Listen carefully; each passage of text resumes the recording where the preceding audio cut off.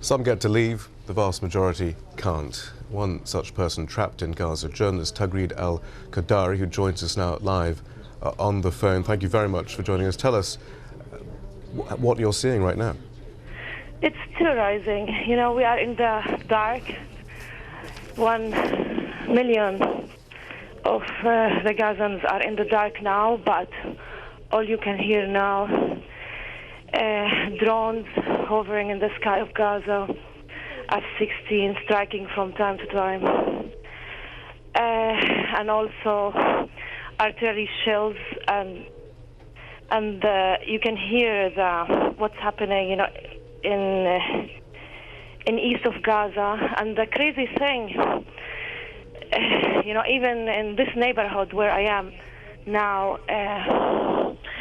Israel, you know, everybody thinks that Israel will bomb a mosque nearby, which is like less than 100 meters away from where I live. And some in the neighborhood, you know, escaped, but like others were too. No shelters, no places. Those who escaped, they escaped into another neighborhood that is also dangerous. You don't know where is safe anymore. Israeli planes drop many leaflets in the entire, you know, in every inch of Gaza City saying evacuate. And in the north, they even dropped leaflets telling people evacuate to the city, but also in the city they are dropping these leaflets warning the population to leave. It's really terrorizing. Shihab? Yeah, I mean, there are these rumors then, and the suggestion from those leaflets that mosque may be targeted. Is there any sign of Hamas in your neighborhood? No, not at all. And this is the thing. You don't know what's the target anymore. What's the target anymore? You don't know who is your neighbor anymore. You don't know who's living in your neighborhood anymore. There are no Hamas leaders in my neighborhood. But you don't know who is supporting, you know, you don't know. You are really like, you don't know who is in the military wing anymore. You know, you are feeling like really in a trap everywhere in Gaza. The mosque, it's been always there. And all of a sudden, you know, like they're bombing these mosques. You don't know why. There are some mosques in some neighborhood where, of course, fighters will take as refuge because they're everywhere, no places for them, and then Israel will justify the destruction of these mosques. But it's really terrorizing. This is the first time Israel is targeting mosques. They've never done it before. And I think it's kind of psychological war, beside, of course, the military war, you know, that they're choosing to go, you know, into. But this is the first time they have succeeded in terrorizing every single person in Gaza. It's kind of punishing every individual. Once you saw that drop of leaflets, though, saying you should leave, and of course Israel will say that they've discharged their responsibilities to minimize civilian casualties having dropped those leaflets, why didn't you leave the area? Shihab, where to? I tried, you know, like if I talk about myself, and I hate talking about myself, I tried to escape to my brother's place.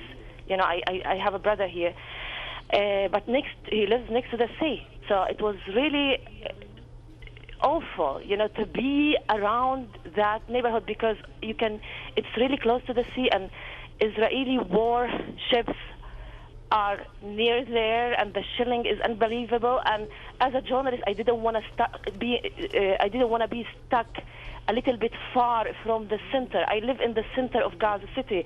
I want to be very close to the Shifa hospital. I want to be able to move here and there in few minutes.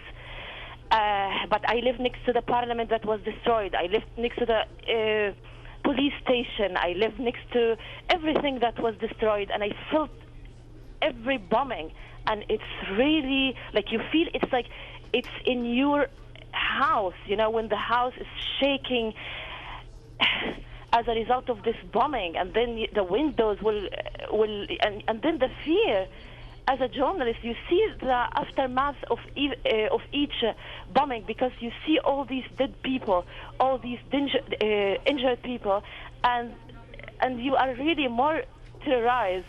And the crazy part, when you see all these children around you, I mean, like the children, some of them are able to express themselves, others are not.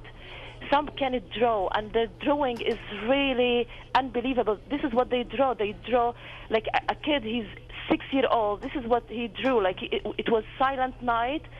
We had candles, and then this is what he drew, like a boy that is alive, and then a boy that is dead. And you ask him, why this guy is dead? And then he would say, you know, Israel killed this boy, and that boy is the friend of the other. And it's really like children are terrorized, and the fathers are unable to protect their kids. And it's really humiliating for the father figures. And also the mothers are trying to hide their fear away from their kids, but they are unable. So the moment they will hear the explosion, all the family members around you, and I really lived with many families here. I couldn't live on my own, so I really I feel like I am an embedded, you know, reporter here, trying to move from a family to another family, just to feel, you know, what is it like for families, for kids, for parents. Taghreed El-Khodary, thank you very much.